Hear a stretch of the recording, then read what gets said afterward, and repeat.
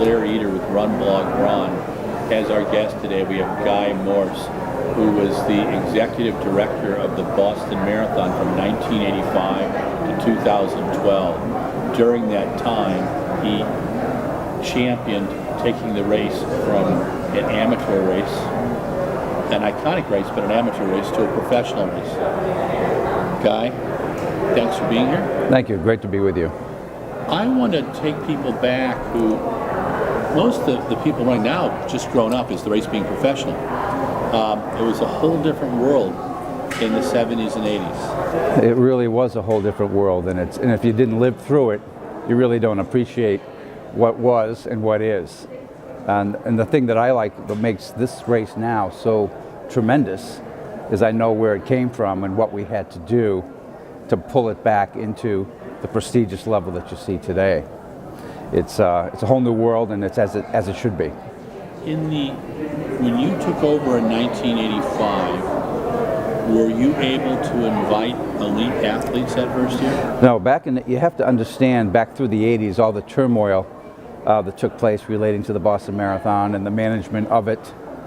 Long story short, I became the first hired person ever for the marathon at that time. It was purely amateur, purely volunteer, and the organization had not kept up with the growing trends in marathoning, including elite athletes, prize money, sponsorship, etc. None of that existed in 1985 when I started. But it only took me through 1 year to know that there were major changes that had to take place in order to bring it back, restore the prestige of the marathon.